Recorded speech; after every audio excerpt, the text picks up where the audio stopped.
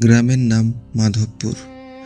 মানচিত্রে কোথাও আলাদা করে চোখে পড়ে না, কিন্তু যারা এই গ্রামের পাশ দিয়ে রাতের বেলা হেঁটে গেছে তারা জানে এই জায়গাটা স্বাভাবিক নয়। আসসালামু আলাইকুম, আপনাদের সবাইকে কালো বাতাস চ্যানেলে স্বাগতম জানাচ্ছি। আশা করছি সবাই ভালো আছেন। আজকের গল্প যদি আপনাদের কাছে ভালো লাগে থাকে তাহলে অবশ্যই চ্যানেলটা সাবস্ক্রাইব করে দেবেন। চলুন এবার গল্পটা শুনে নেওয়া যাক।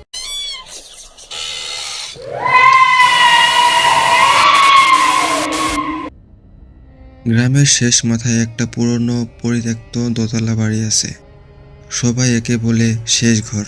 কেন এমন নাম কেউ নিশ্চিত করে বলতে পারে না। শুধু এটুকু জানে ওই বাড়ির পেছনের ঘরটায় কেউ কখনো রাত কাটাতে পারেনি। আমি অরিন্দম, কলকাতায় থাকি, পেশায় ডকুমেন্টারি ভিডিওগ্রাফার। 2023 সালের শেষের দিকে আমি মাধবপুরে আসি এক পুরনো লোককথার খোঁজে। গ্রামে ঢুকেই প্রথম যেটা চোখে পড়ে, লোকজন খুব কম কথা বলে, আর শেষ ঘরের নাম মুখে নিলেই সবার মুখের রং বদলে যায়।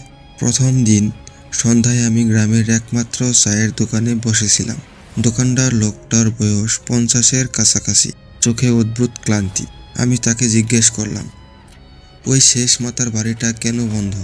লোকটা আমার দিকে তাকালো, তারপর খুব আস্তে আস্তে বলল, ওখানে ডাকা হয়। আমি ভেবেছিলাম মজা করছে, কিন্তু তার চোখে বিন্দুমাত্র হাসি ছিল না। রাতে আমি গ্রামের অতিথিয়ালয়ে উঠলাম। ঘরটা ছোট, জানালার বাইরে ঘন বাঁশঝাড়। রাত প্রায় 12টা বাজে তখন। হঠাৎ টক টক শব্দ শোনা গেল। জানালায় কেউ আঙুল দিয়ে ঢুকছে। আমি চমকে উঠলাম। জানালা খুলে দেখি কেউ নেই। তবু কেমন যেন মনে হলো আমার কেউ আমাকে দেখছিল, এমনটা মনে হলো। সেই রাতেই প্রথম আমি ডাকটা শুনি, খুব দূর থেকে, যেন কুয়াশার ভেতর দিয়ে ভেসে আসছে। অরিন্দম। আমার নামটা হালকা হাওয়ায় ভেসে আসছে। আমি উঠে বসি।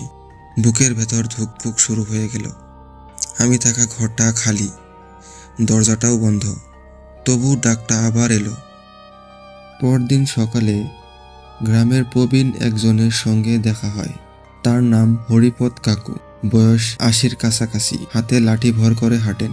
আমি সরাসরি তাকে প্রশ্ন করলাম, শেষ ঘরে কি আছে? তিনি অনেকক্ষণ চুপ করে রইলেন, তারপর বললেন, ওটা ঘর না বাবা, ওটা একটা ফাঁদ। 1999 সালে ওই বাড়িতে থাকতো এক পরিবার, স্বামী, স্ত্রী আর 8 বছরের মেয়ে ময়ূরী। এক রাতে হঠাৎ আগুন লাগে। লোকজন সকালে গিয়ে দেখে সব পুড়ে ছাই হয়ে গেছে। কিন্তু অদ্ভুত ব্যাপার, মেয়েটার লাশ পাওয়া যায়নি। আর সেই রাত থেকেই শুরু হয় ডাক। আমি বিশ্বাস করতাম না ভূতে, কিন্তু ওই রাতের ডাক আমাকে ছাড়ছিল না। তাই সিদ্ধান্ত নিলাম, শেষ ঘরে গিয়ে রাত কাটাবো। গ্রামের কেউ রাজি হলো না। শেষে একজন ছেলেকে রাজি করালাম। তার নাম ছিল রবি। সে যেতে যেতে শুধু বলল, ডাক শুনলে পেছনে তাকাবেন না। রাত 11:30। শেষ ঘরের সামনে দাঁড়িয়ে আছি আমরা। বাড়িটা অদ্ভুতভাবে অন্ধকার শুষে নিচ্ছে। ভেতরে ঢুকতেই হঠাৎ তাপমাত্রা কমে গেল। পেছনের ঘরটার দরজা আধ খোলা। হঠাৎ একটা বাচ্চা মেয়ের হাসি শুনতে পাওয়া গেল।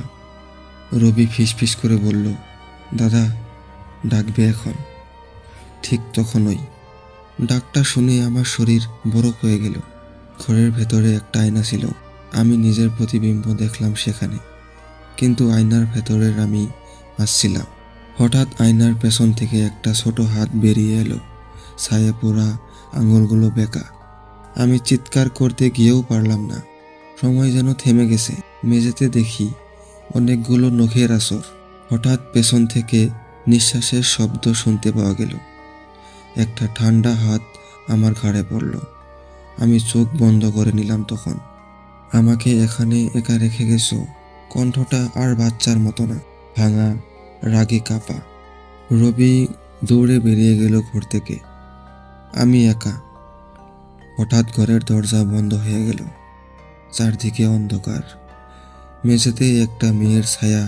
ছায়াটা আমার দিকে এগোচ্ছে। আমার বাবা মা আমাকে খুঁজছে। তুমি কি দেখেছো?